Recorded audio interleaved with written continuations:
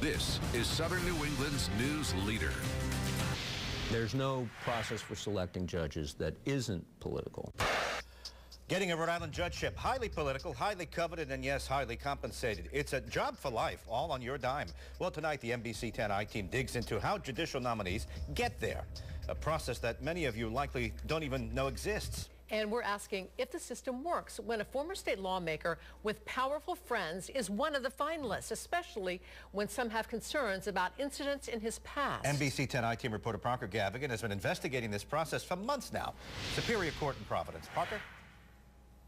The exclusive I-Team investigation you're about to see involved numerous public records requests, countless conversations, and background reports put together by the Rhode Island State Police.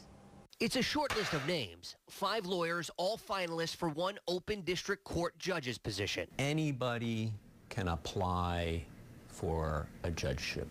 Anyone may apply, but becoming a judge is not supposed to be easy, and that's for good reason. The qualities, a unique mix. Intellect, knowledge of the law, empathy, fairness, sober and calm. The process to pick judges begins with the state's Judicial Nominating Commission. It looks at all the applications, interviews the candidates, and narrows down the list before handing off to the governor. It's serious work. Michael Yelnowski is the dean of Roger Williams Law School. Really important to get this right up front. The NBC 10 I-Team pulled the background reports of all the finalists for the open district court position.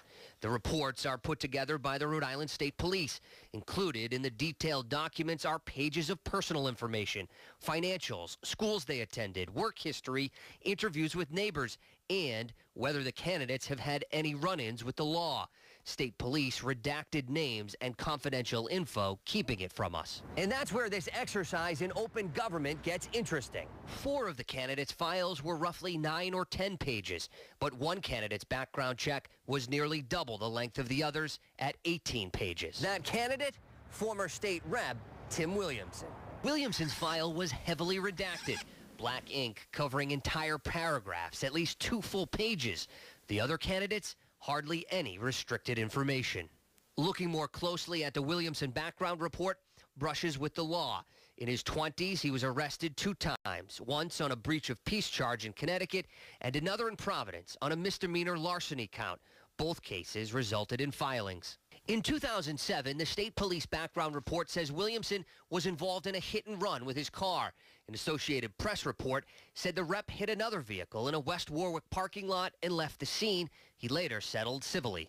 In 2006, a bomb scare forced State House employees and lawmakers to a Smith Hill watering hole, Patrick's Pub. Our reporting indicates Williamson accosted then-Governor Don Carcieri's chief legislative lobbyist, Michael Cronin. While Cronin never spoke about the incident, witnesses told NBC 10's Bill Rapoli that Williamson pushed Cronin's head into a window, cracking the glass.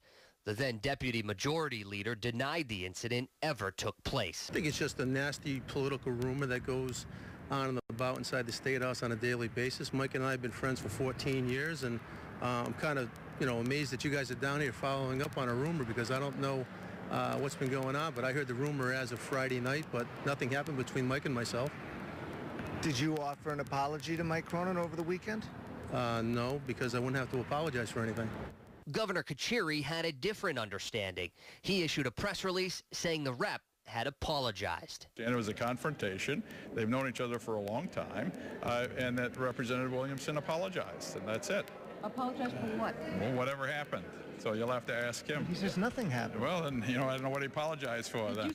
In 2009, Williamson was involved in another questionable incident in the State House, but during off hours, when a TV show was shooting one Sunday evening. Specific details have never been reported nor connected to the former lawmaker. According to a state police incident report, the situation was first reported as a break-in of then Majority Leader Gordon Fox's office. The report says Fox's office was ransacked, papers and books thrown onto the floor, cigarette ashes piled up on a filing cabinet.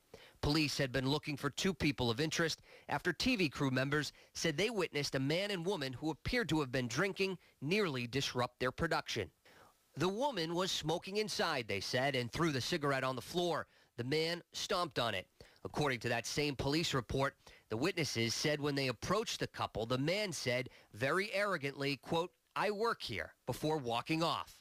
Later, in the law office of his friend and then Speaker of the House, Bill Murphy, Williamson told state police he was the man they were looking for, but declined to identify who was with him that night. He told detectives he watched the TV shoot and left his colleague in Fox's office.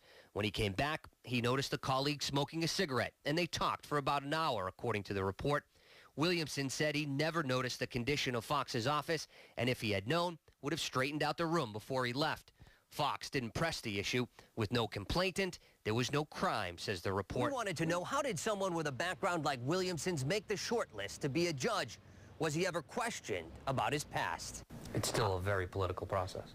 It is a political process, absolutely. There's no process for selecting judges that isn't political. The current chair of the Judicial Nominating Commission was not there for Williamson's vote. Former chair Louise Durfee was. She told me Williamson spoke about his arrest record, but Durfee wouldn't say whether any discussion took place about more recent incidents. In an email, a former secretary for the commission reviewed records and told me Williamson was not asked any questions about his background. Over the phone, Williamson told me he did talk about his arrests with the JNC, but couldn't remember if they had asked him questions about the more recent incidents. As for the former chair, Louise Durfee, she says, quote, "I was concerned and concerned enough not to vote for him." They all seem serious enough to me that they warrant close attention. And when I spoke to Williamson over the phone, he asked us to send him a copy of his background check because he said he couldn't comment on something he hadn't seen. So we sent it to him, but he never agreed to sit down with us for an interview. Now his name, along with the names of the 4 other finalists, are before the governor. She'll pick one and send to the state Senate for confirmation. We're live in Providence tonight. I'm I-Team reporter Parker Gavigan, NBC 10 News.